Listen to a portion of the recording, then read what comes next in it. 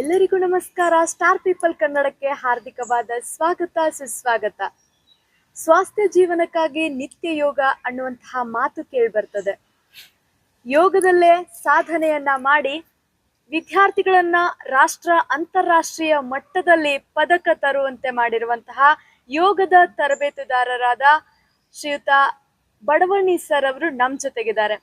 ಅವರ ಗರಡಿಯಲ್ಲಿ ತಯಾರಾಗ್ತಾ ಇರುವಂತಹ ಯೋಗ ಪಟುಗಳ ಕಸರತ್ತನ್ನ, ಅವರ ಪಾಲಕರು ಹೇಳುವಂತಹ ಮಾತುಗಳನ್ನ ಕೇಳೋಣ ಬನ್ನಿ. ನಮಸ್ಕಾರ ರೀ ಕರ್ನಾಟಕ ಜನತೆ. ನಮ್ಮೂರು ಬೆಳಗಾವಿ ಜಿಲ್ಲಾ ಗೋಕಾಕ್. ನಾನು ಗೋಕಾಕಿನಲ್ಲಿ ಸ್ಫೂರ್ತಿ ಯೋಗ ಮಂದಿರದಲ್ಲಿ ಯೋಗವನ್ನು ಕಲಿಯುತ್ತಿದ್ದೇನೆ.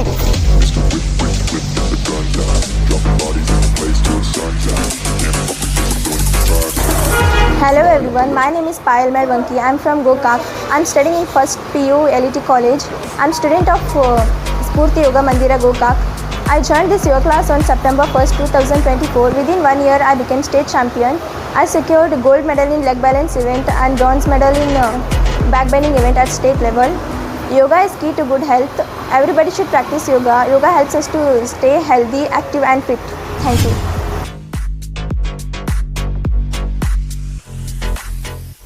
ನಮಸ್ಕಾರ ಎಲ್ಲರಿಗೂ, ಶುಭ ಸಂಜೆ. ಇವತ್ತು ನಾವು ಸ್ಫೂರ್ತಿ ಯೋಗ ಕೇಂದ್ರದಿಂದ ಮಾತನಾಡುತ್ತಿದ್ದೇವೆ. ಸ್ಫೂರ್ತಿ ಯೋಗ ಕೇಂದ್ರದಲ್ಲಿ ನನ್ನ ಮಗಳು ಶರಣ್ಯ ಗಾಯದ್ 4 ವರ್ಷದಿಂದ ಯೋಗ ತರಬೇತಿಯನ್ನು ಬಸವರಾಜ್ ಬಡವಣ್ಣಿ ಮತ್ತು ಸಂಜು ಗೋಡ್ಗೇರಿ ಹತ್ರ ಯೋಗ ತರಬೇತಿಯನ್ನು ಪಡೆಯುತ್ತಿದ್ದಾಳೆ. ಸೊ ಅವಳು ಇವತ್ತು ನ್ಯಾಷನಲ್ ಲೆವೆಲ್ ಆಗ್ಬೋದು, ಡಿಸ್ಟಿಕ್ ಲೆವೆಲ್ ಆಗ್ಬೋದು, ಇಲ್ಲೆಲ್ಲ ಯೋಗವನ್ನು ಮಾಡಿ ಒಳ್ಳೆಯ ಪ್ರಶಸ್ತಿಗಳನ್ನು ಪಡೆದುಕೊಂಡು ಬಂದಿದ್ದಾಳೆ. ಎಲ್ಲರೂ ಯೋಗವನ್ನು ಕಲಿತು ರೋಗದಿಂದ ದೂರವಿರಬೇಕು. ಇವತ್ತು ಕೆಲವೊಂದಿಷ್ಟು ಜನ ಮಾತ್ರ ಯೋಗ ಮಾಡುತ್ತಿದ್ದಾರೆ. ನಮ್ಮ ಗೋಕಾಕ್ ತಾಲೂಕಿನಲ್ಲಿ ಒಳ್ಳೆಯ ಗುರುಗಳಿದ್ದಾರೆ. ಅದರ ಜೊತೆಗೆ ಇನ್ನೂ ಸಾಕಷ್ಟು ವಿದ್ಯಾರ್ಥಿಗಳು ಯೋಗವನ್ನು ಮಾಡಬೇಕು ಅಂತ ಕೇಳಿಕೊಳ್ಳುತ್ತೇನೆ. ಅಂತಾರಾಷ್ಟ್ರೀಯ ಯೋಗ ದಿನವನ್ನು ಜೂನ್ 21ರಂದು ನಾವು ಆಚರಣೆ ಮಾಡುತ್ತೇವೆ. ಅದೊಂದು ನಮಗೊಂದು ಈ ಎಲ್ಲ ಸ್ಫೂರ್ತಿ ಯೋಗ ಕೇಂದ್ರದ ಎಲ್ಲ ವಿದ್ಯಾರ್ಥಿಗಳಿಗೂ ಯೋಗ ಡೇ ಅಂದರೆ ಒಂದು ದೊಡ್ಡ ಹಬ್ಬ ಅಂತ ಹೇಳ್ಬೋದು. Thank you. ನಮಸ್ಕಾರ.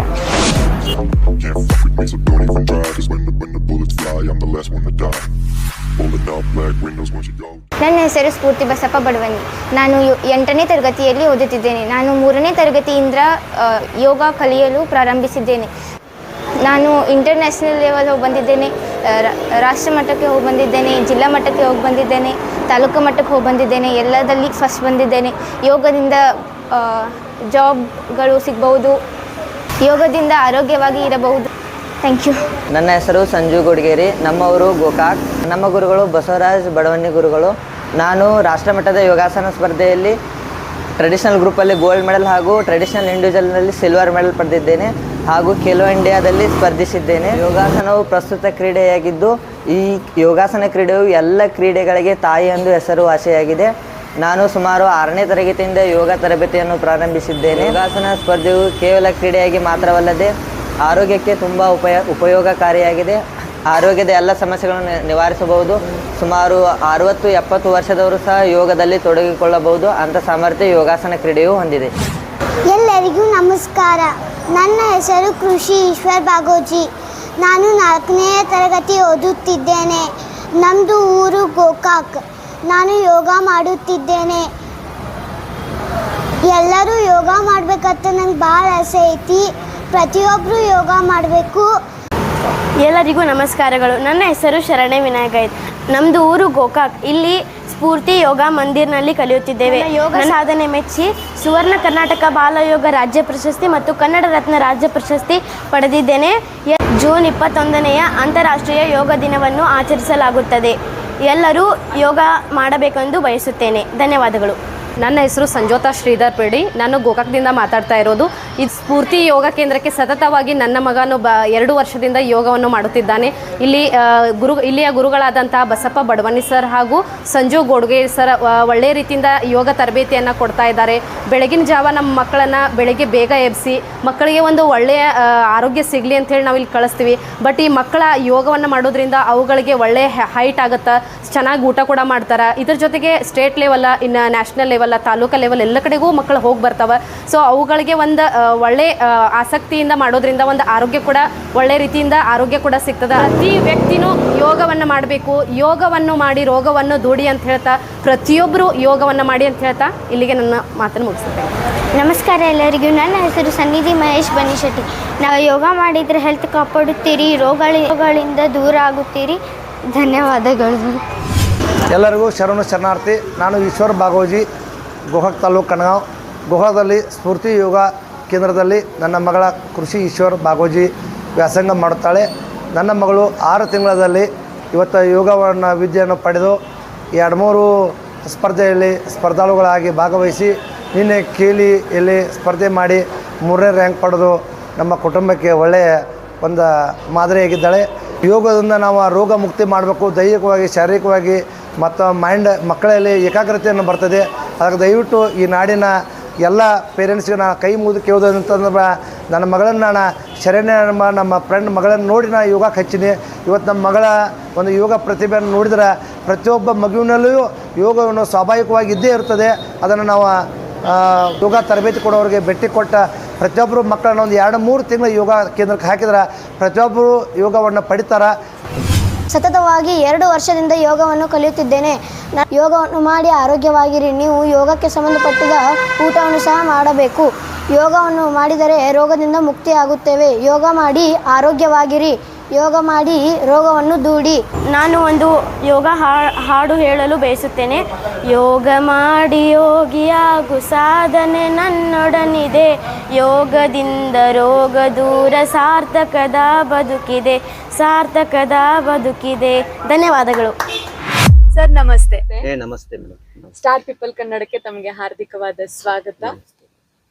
ನಿಮ್ಮ ಪರಿಚಯ ಮಾಡ್ತೀರಾ ಫಸ್ಟ್? ನನ್ನ ಹೆಸರು ಬಸಪ್ಪ ತಮ್ಮಣ್ಣ ಬಡವಣ್ಣಿ ಅಂತ. ನಮ್ಮೂರು ಹುಣಸಾಳ್ PG. ನಾನು ಸರ್ಕಾರಿ ಶಾಲೆಯ ಪ್ರಾಥಮಿಕ ಶಾಲೆಯ ಒಬ್ಬ ದೈಹಿಕ ಶಿಕ್ಷಕ. ನಾನು ಈಗ 30 ವರ್ಷಗಳ ಸೇವೆ ಸಲ್ಲಿಸಿದ್ದೀನಿ. ಆದರೆ ನನ್ನ ತಂದೆ ತಾಯಿಗಳು ವ್ಯವಸಾಯ ಮಾಡ್ತಾರೆ, ಕೃಷಿಕ ಕುಟುಂಬ. ನಮ್ಮ ಬ್ರದರು ಅವರು ಟೀಚರು. ಒಂದು ಮಕ್ಕಳು ಎಜುಕೇಶನ್ನಲ್ಲಿ ಅವರು ಒಬ್ಬರು ಇಂಜಿನಿಯರು, ಒಬ್ಬರು ಅಟರ್ನಿಯರ್ ಒಳಗೆ ಕೆಲಸ ಮಾಡ್ತಾರೆ. ನನ್ನ ಇರ್ತಕ್ಕಂಥ 3 ಜನ ಹೆಣ್ಣು ಮಕ್ಕಳು. ಅದರಲ್ಲಿ ಒಬ್ಬಳು ಯೋಗಾಸನ ನ್ಯಾಷನಲ್ ಪಟು, ಒಬ್ಬಳು ರಾಜ್ಯ ಮಟ್ಟದ ಕರಾಟೆ ಪಟು. ಹೀಗೆ ಶಿಕ್ಷಣ ಕಲಿತಾ ಇದ್ದಾರೆ, ಮುಂದುವರಿಸ್ತಾ ಇದ್ದಾರೆ. ಸರ್, ಈ ಒಂದು ಯೋಗದಿಂದ ರೋಗ ಮುಕ್ತವಾಗ್ತೀವಿ ಅನ್ನುವಂತಹ ಒಂದು ಕಾನ್ಸೆಪ್ಟ್ ಬರ್ತದೆ.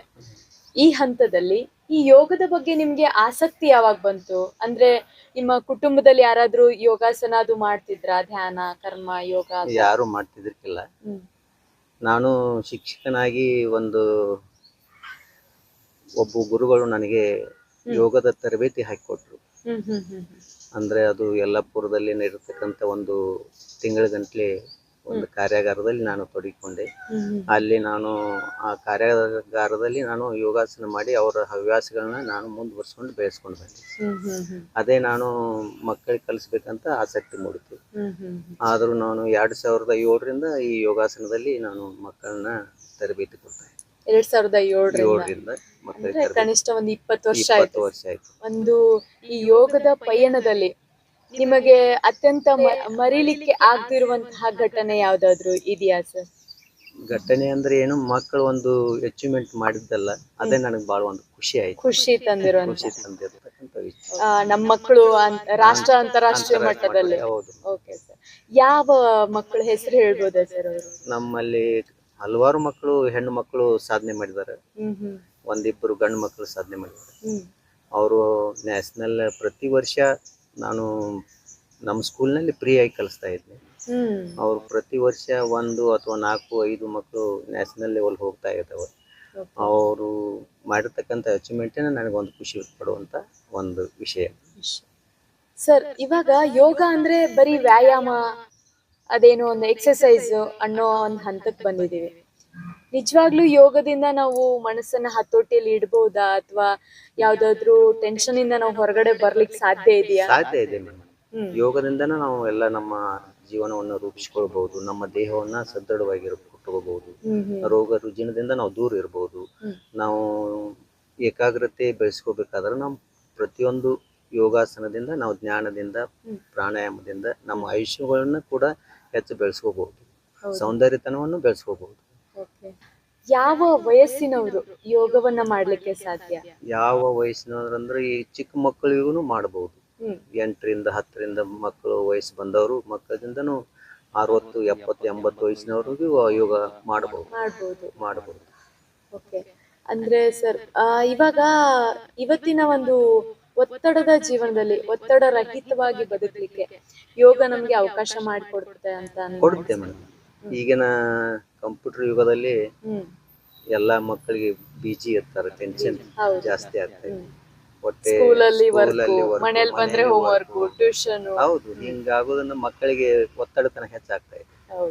ಯಾರಿಗಾಗ್ಲಿ ಕಂಪ್ಯೂಟರ್ ಮುಂದೆ ಕೂತ್ರು ಸ್ವಲ್ಪ ಬೆನ್ನು ನೋವು, ಎಲ್ಲ ಬೇಸರ ಬರ್ತಿದೆ. ಅದಕ್ಕೆ ಯೋಗಾಸನ ಮಾಡೋದ್ರಿಂದ ಅವ್ರಿಗೇನು ಒತ್ತಡ ಬರಲ್ಲ, ಮನಸ್ಸು ಏಕಾಗ್ರತೆ ಹೆಚ್ಚಾಗುತ್ತೆ, ಹಿಂಗ ಟೆನ್ಷನ್ ಅನ್ನೋದು ಸ್ವಲ್ಪ ಬರಲ್ಲ.